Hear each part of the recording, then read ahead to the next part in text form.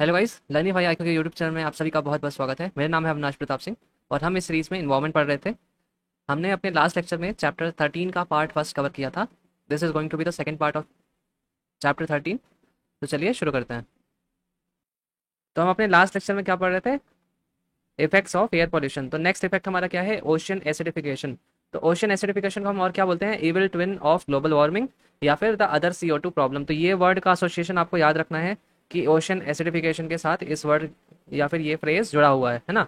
तो ocean acidification होता क्या है? बेसिकली जो हमारा ओशन वाटर है उसका जो पीएच होता है वो अल्कलाइन नेचर का होता है, मतलब 8.1 के अराउंड होता है लगभग, है ना। आपको पता होगा 7 न्यूट्रल होता है, 7 से नीचे एसिडिक होता है नेचर और 7 के ऊपर अल्कलाइन, जिसे हम बेसिक नेचर भी बोलते हैं, है ना। तो नॉर्मली क्या होता है, अर्थ का ओशन हल्का सा बेसिक साइड पे होता है। लेकिन ओशन एसिडिफिकेशन वही फिनोमेना है कि जो 8.1 पीएच है ये गिरता जाए, है ना, नीचे 7 की तरफ या उससे भी नीचे चले जाए।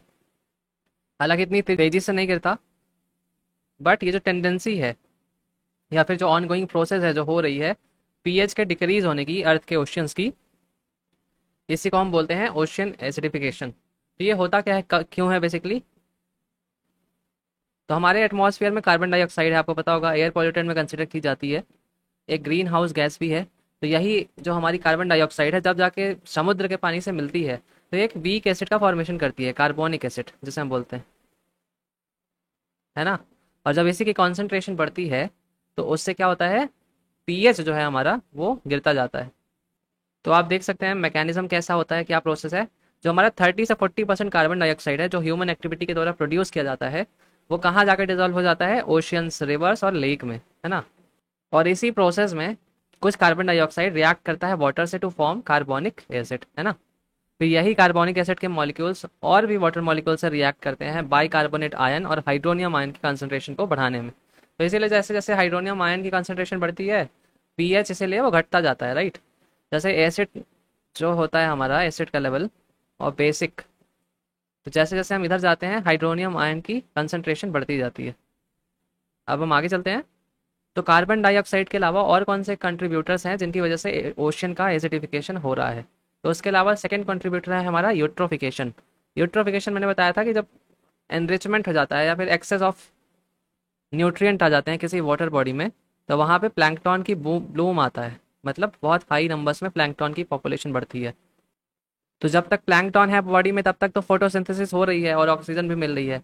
लेकिन जैसे ही ये प्लांट, माइक्रो प्लांट ही होते हैं प्लैंकटन, जैसे इनकी डेथ होती है तो इनको खाने वाले क्या हैं? बैक्टीरिया डिकम्पोज करेंगे इसको, और बैक्टीरिया रेस्पिरेशन करते हैं। उसकी वजह से क्या होता है कि जो ऑक्सीजन प्रोड्यूसिंग प्लैंकटन थे उनकी तो डेथ हो गई, लेकिन जो ऑक्सीजन खाने वाले बैक्टीरिया हैं वो अभी भी जिंदा हैं। तो पानी में या फिर ऐसी वाटर बॉडी में डिक्रीज इन ऑक्सीजन की कॉन्सेंट्रेशन हो जाती है।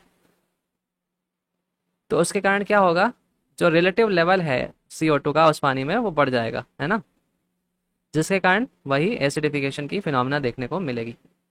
फिर आपको पता होगा आर्कटिक जो ओशियन है हमारा, वहाँ पे आर्कटिक आइस है, एक मोटी सी लेयर हुआ करती थी समुद्र के ऊपर, राइट। लेकिन जैसे जैसे मेल्टिंग हो रही है आर्कटिक आइस की, ज़्यादा से ज़्यादा ओशियन जो है एक्सपोज हो रहा है एनवायरमेंट से, और उसी प्रोसेस से जो हमारी ओशियन एसिडिफिकेशन की फिनोमेना है यहाँ पे भी बढ़ रही है। तो ये प्रोसेस आप देख सकते हैं फोटो में बनाया हुआ है इन लोगों ने। ये हमारी कार्बन डाइऑक्साइड है, ये डिजोल्व होती है पानी में, फिर यही डिजोल्व कार्बन डाइऑक्साइड मिलती है वाटर से, या रिएक्ट करती है, किसका फॉर्मेशन कर लेती है? कार्बोनिक एसिड का। फिर यही कार्बोनिक एसिड और भी पानी से मिलती है, रिएक्ट करके क्या बनाती है? बाइकार्बोनेट आयंस, हाइड्रोनियम आयंस, है ना। तो ओशन एसिडिफिकेशन से क्या होता है? कोरल ब्लीचिंग भी होती है। कोरल ब्लीचिंग भी हम पढ़ेंगे एक डिटेल में आगे चल के। बेसिकली जो कोरल होते हैं हमारे वो सरवाइव नहीं कर पाते। अब हम आगे चलते हैं। तो इफेक्ट्स ऑफ ओशन एसिडिफिकेशन। तो ओशन एसिडिफिकेशन से हो क्या जाता है? तो पहला है reduced buffering capacity of oceans. तो आपको पता है ओशियंस जो है हमारे रिजर्वायर हैं किसके? कार्बन डाइऑक्साइड्स के। ये ऑलमोस्ट जो 1/3 है हमारा CO2, उसको तो यही ऑब्जॉर्व कर लेते हैं पूरा। और जिसके कारण क्या होता है कि अगर यही 1/3 एटमॉस्फेयर में होता CO2, तो कहीं ज़्यादा ग्लोबल वार्मिंग होती है, कहीं ज़्यादा दिक्कतें हो रही होती। लेकिन क्योंकि ये ऑब्जॉर्व कर लेते हैं 1/3 के आसपास ओशियंस हमारे या वाटर बॉडीज, इसकी वजह एक बफर की तरह काम करते हैं। तो ये क्लाइमेट चेंज जो है हो रहा है हमारा, उसके लिए एक बफरिंग एजेंट टाइप के हैं, है ना। तो जैसे जैसे ओशन का एसिडिफिकेशन होता है तो इनकी ये जो कैपेसिटी है to absorb carbon dioxide more and more, ये डिक्रीज होती है, और जिसके कारण हमें रिड्यूस्ड बफरिंग कैपेसिटी देखने को मिलती है। फिर जो ओशन एसिडिफिकेशन है, it adversely affects marine calcifying organisms. तो नॉर्मल प्रोसेस में होता क्या था कि सी वाटर CO2 को एब्जॉर्व करता था और बनाता था कार्बोनिक एसिड, बाई कार्बोनेट और कार्बोनेट आयंस, है ना। लेकिन जब एटमॉस्फेयर में कार्बन डाइऑक्साइड की मात्रा बहुत ज़्यादा हो जाए, उस केस में क्या होता है, pH लेवल डिक्रीज होने लगता है, और जो कार्बोनिक एसिड और जो बाई कार्बोनेट आयन है, इनकी कंसनट्रेशन बढ़ जाती है प्रोड्यूस होने की। तो उससे क्या होता है, रिलेटिव लेवल पे जो हमारे कार्बोनेट आयन्स हैं, इनकी कंसनट्रेशन में डिक्रीज हमको देखने को मिलता है। तो जैसे ही ये डिक्रीज हम आपको देखने को मिलेगा, वैसे ही ये डिफिकल्ट हो जाता है जो मरीन कैल्सीफाइंग ऑर्गेनिजम्स हैं, जैसे कोरल हो गए, कुछ प्लैंकटॉन्स हो गए, कि वो बायोजेनिक कैल्शियम कार्बोनेट बना सकें, है ना। तो उनके लिए मुश्किल हो जाता है। पहले ये इसी पानी का कार्बोनेट आयन यूज़ करके ईजिली बना लेते थे, लेकिन जैसे जैसे कॉन्सेंट्रेशन कम होगी, वो अपने जो स्ट्रक्चर है, कैल्सीफाइंग स्ट्रक्चर, जैसे कोरल स्ट्रक्चर अपना बनाता है या शेल बनाता है, उसको बनाने में वो दिक्कत आएगी। अब हम आगे चलते हैं। ओशन एसिडिफिकेशन का क्लाउड फॉर्मेशन में क्या रोल है वो देख लेते हैं, या कैसे इम्पैक्ट करता है क्लाउड फॉर्मेशन को। तो जो हमारे एटमॉस्फेयर में मोस्ट ऑफ द सल्फर है, वो कहाँ से एमिट हुई है, ओशियन से। अब ओशियन से कैसे एमिट होती है, डाई मिथाइल सल्फाइड के फॉर्म में। ये डाई मिथाइल सल्फाइड कौन प्रोड्यूस कर रहा है, फाइटोप्लैंक्टॉन्स, है ना। सो डीएमएस हम इसको शॉर्ट में बोलते हैं। सो नॉर्मल प्रोसेस क्या है, यही जो डीएमएस के जो मॉलिक्यूल्स हैं, यही एटमॉस्फेयर में जाके रिएक्ट करके आपस में, या फिर वाटर वेपर से रिएक्ट करके सल्फ्यूरिक एसिड का फॉर्मेशन करते थे, है ना। और यही क्लम्प करके किसमें, एरोसॉल के फॉर्मेशन में चेंज हो जाते थे। और इन्हीं एरोसॉल्स के अराउंड फॉर्मेशन होता है क्लाउड्स का, है ना, कंडेंसेशन जिसे हम देखते हैं। तो अल्टीमेटली जब क्लाउड्स का फॉर्मेशन होगा, तो कूलिंग ऑफ अर्थ में भी हेल्प होगी वो। क्यों, क्योंकि क्लाउड आपको पता है रिफ्लेक्ट कर देता है बहुत सारी, जो हमारी लाइट आ रही होती है सन से, उसका एक पार्ट उसको रिफ्लेक्ट कर देता है। तो इसीलिए जब ओशियन एसिडिफिकेशन बढ़ता है, तो जो फाइटोप्लैंक्टन है हमारे, वो प्रोड्यूस करते हैं कम मात्रा में डाईमिथाइल सल्फाइड। इसीलिए उससे डिक्रीज्ड क्लाउड फॉर्मेशन और इंक्रीज इन टेम्परेचर हमको देखने को मिल सकता है। फिर ये क्वेश्चन है, the acidification of oceans is increasing, why is the phenomena a cause of concern. तो पहला स्टेटमेंट है हमारा, the growth and survival of calcareous phytoplankton will be adversely affected. The growth and survival of coral reef would be adversely affected. The survival of some organisms that have phytoplanktonic larvae will be adversely affected. Cloud seeding and formation of cloud will be adversely affected. तो ये सारे ही option correct हैं, और हमने अभी इसको देखा भी कैसे कैसे ये होता है। फिर आर्टिफिशियल क्लाउड सीडिंग क्या होती है, ये टर्म आपने कभी न्यूज़ में भी सुना होगा, दुबई में भी करवाए भी थे इन लोगों ने, आर्टिफिशली रेन। तो इसमें बेसिकली होता क्या है कि या तो ड्राई आइस होती है, या फिर सिल्वर आयोडाइड के एरोसॉल होते हैं। तो इनको क्या करते हैं, जाके आसमान में ऊपर प्लेन से छोड़ देंगे बहुत सारे ऐसे क्वांटिटी में। तो उससे होता क्या है कि जो प्रेसिपिटेशन या कंडेंसेशन की प्रोसेस है, सॉरी, कि जो वाटर वेपर ऊपर जा रही है, जमती नहीं थी। जमने के लिए आपको पता होगा कि एक डस्ट का पार्टिकल चाहिए या एरोसॉल चाहिए, कुछ चाहिए, है ना। ऐसे जो हमारे रेन पार्टिकल होता है, वो हवा में नहीं जमता, वो किसी डस्ट के अराउंड या एरोसॉल के अराउंड ही कंडेंसेशन प्रोसेस शुरू होती है। तो क्लाउड सीडिंग हम इसी प्रोसेस को बोलते हैं, जब ये हम आर्टिफिशियली जाके सिल्वर आयोडाइड के एरोसॉल डाल देते हैं, या फिर ड्राई आइस का यूज़ करते हैं, ताकि हम ये प्रोसेस शुरू कर सकें कंडेंसेशन की। सिल्वर आयोडाइड काम किस तरीके से करता है, बेसिकली ये एनकरेज करता है growth of new ice particle in the atmosphere. फिर एरोसॉल्स और उनके इम्पैक्ट क्या है मानसून रेनफॉल में। तो जो हमारे कई कई पहाड़ों के एरिया में, कहीं कहीं पे जगह जहाँ बहुत ज़्यादा बारिश हो रही थी, साइंटिस्ट ने उस बारे में स्टडी किया था, और उन लोगों ने पाया कि जो एरोसॉल्स हैं, इंक्रीज कॉन्सेंट्रेशन है, इसकी वजह से कुछ कुछ एरिया में हाई रेनफॉल हमको देखने को मिलती थी। तो पहले जहाँ यूजुअली डिस्ट्रीब्यूशन अच्छा होता था रेनफॉल का, कि सारे एरिया में हो रही है, यूनिफॉर्मली हो रही है, बट जब एरोसॉल का कॉन्सेंट्रेशन किसी एक पर्टिकुलर एरिया में बढ़ेगा, तो उससे होगा क्या कि वहाँ पे ज़्यादा रेनफॉल हो जाएगी, और वही डेफिसिट आएगा दूसरे एरिया के रेनफॉल में। तो इसलिए रीजनल डिस्पैरिटी आ जाती है इंक्रीज्ड कॉन्सेंट्रेशन ऑफ एरोसॉल से। फिर मोस्टली एरोसॉल कौन सा देखने को मिलता है हमको हिमालयन रीजन में, ब्लैक कार्बन या फिर डस्ट। ब्लैक कार्बन एक और इशू पोज करता है, आपको पता होगा, या मैंने अभी लास्ट के लेक्चर्स में किया था, कि ब्लैक कार्बन जो मेल्टिंग ऑफ ग्लेशियर है उसको भी इंक्रीज करता है, क्योंकि ये ज़्यादा एब्जॉर्व कर लेता है हीट को एज कम्पेयर टू आइस। तो जैसे ही ब्लैक कार्बन की एक लेयर जाके आइस के ऊपर गिरती है, तो इसके पार्टिकल्स के अराउंड ऐसे मेल्टिंग शुरू हो जाती है आइस में, और यहीं से बहते बहते बहते पूरा पानी बह जाता है। तो ये ब्लैक कार्बन हाई रेनफॉल भी करवा रहा है, और जो ऑलरेडी ग्लेशियर्स जमे हैं, जो हमारी बर्फ जमी हुई है, उसकी मेल्टिंग भी तेज करने में हेल्प कर रहा है। फिर एरोसॉल होते क्या हैं वो देख लेते हैं। Aerosol is a suspension of fine solid particles या फिर लिक्विड ड्रॉपलेट्स इन एयर या फिर अनदर गैस। तो बहुत छोटे छोटे पार्टिकल्स या तो सॉलिड होंगे या लिक्विड के ड्रॉपलेट्स ही होंगे जो सस्पेंड रहते हैं एयर में, इसको हम बोलते हैं एरोसॉल। तो ये नेचुरल भी होते हैं, एंथ्रोपोजेनिक भी होते हैं। नेचुरल एरोसॉल कहाँ से देखने को मिलते हैं, या फिर क्या होते हैं? फॉग हो गया, मिस्ट हो गया, डस्ट हो गया, फॉरेस्ट एक्सुडेट्स हो गया, गीजर सिस्टम हो गया।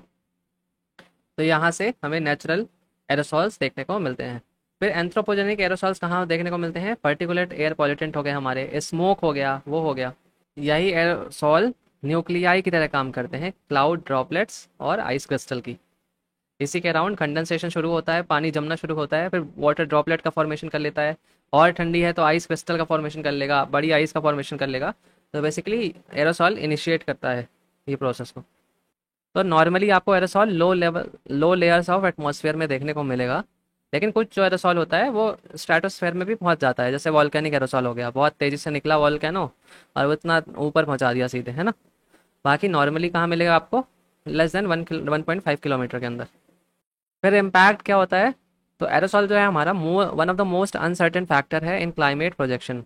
जब हम क्लाइमेट प्रोजेक्शन करते हैं उसमें सबसे अनसर्टेन फैक्टर एरोसॉल है। क्यों? क्योंकि अब इसका कॉन्सेंट्रेशन कहाँ ज़्यादा है, कहाँ कम है, या फिर ये किस तरीके से इंटरेक्ट कर रहा है एटमॉस्फेयर में ऊपर, कहाँ की रेनफॉल को बढ़ा रहा है, कहाँ की रेनफॉल को कम कर रहा है, किस एरिया में ज़्यादा बारिश हो रही है इसकी वजह से, किस एरिया में कम हो रही है। तो ये सारे अलग अलग फैक्टर्स इसके इंटरेक्ट करने से होते हैं। इसीलिए जो रेन क्लाइमेट का प्रोजेक्शन है या फिर प्रोजेक्शन है, उसको अनसर्टेन भी एक लेवल तक बना देता है। तो हम आगे चलते हैं। इसके बाद है हमारी रेडिएटिव फोर्सिंग। तो जो हमारी रेडिएशन आती है वो टकरा के वापस चली जाती है। तो डायरेक्ट रेडिएटिव फोर्सिंग क्या होती है? जब एरोसॉल से डायरेक्टली टकरा के वापस चली जाए। और दूसरी होती है इनडायरेक्ट, जिसमें एरोसॉल की जो क्लाउड फॉर्मेशन होती है हमारी, उससे टकरा के फिर जाती है। बाकी ये पूरा वही समझाया है कि किस तरीके से निकलता है, किस तरीके से एनवायरनमेंट में जाता है।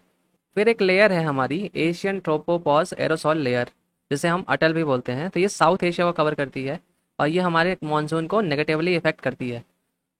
तो आपको ये ब्रॉडली याद रखना है कि जो अटल लेयर है, अटल है बेसिकली, ये हमारे मानसून को नेगेटिव सेंस में इफेक्ट कर रही है। तो ये साउथ एशिया को कवर करती है ड्यूरिंग द मानसून सीजन, और इसी को सस्पेक्ट किया जाता है कि यही कंट्रोल करती है मानसून का कितना प्रेसिपिटेशन कहाँ पे हो रहा है। अटल का फॉर्मेशन कैसे होता है? जो हमारा एरोसॉल है, एक कन्वेक्टिव वे में जब ऊपर चला जाता है लोअर एटमॉस्फेयर से अपर ट्रोपोस्फेयर के पास या फिर लोअर स्ट्रेटोस्फेयर के पास, तब इसका फॉर्मेशन होता है। मेनली किससे बनी है? सल्फेट से, ब्लैक कार्बन से, ऑर्गेनिक एरोसॉल, नाइट्रेट्स और डस्ट पार्टिकल। फिर अलग अलग जगह से ये पार्टिकल्स आते हैं। जैसे ब्लैक कार्बन हो गया हमारा, ये कहाँ से आता है? नॉर्थ इंडिया, ईस्ट चाइना से। सल्फेट एरोसॉल हो गया जो ईस्ट एशिया से आता है। तो जैसे जैसे पॉल्यूटेंट्स का लेवल या फिर कंसंट्रेशन बढ़ती जाती है, वैसे वैसे ये जो हमारी लेयर है ये थिक होती जाती है और वाइड होती जाती है। वहीं जब सल्फेट के एरोसॉल बहुत हाई अमाउंट में हो जाएं इस लेयर पे, उस केस में क्या होता है? कूलिंग इफेक्ट होता है अर्थ के ऊपर। क्यों? क्योंकि सल्फेट के जो एरोसॉल हैं हाईली रिफ्लेक्टिव होते हैं। तो जैसे ही ये फॉर्मेशन करते हैं या फिर हाई कॉन्सेंट्रेशन इनकी होती है, तो ज़्यादा रिफ्लेक्ट करते हैं वापस जो सन की रेज आ रही होती हैं उनको। फिर एल नीनो एक कंडीशन है जिसकी वजह से डिक्रीज होता है रेनफॉल इंडिया में।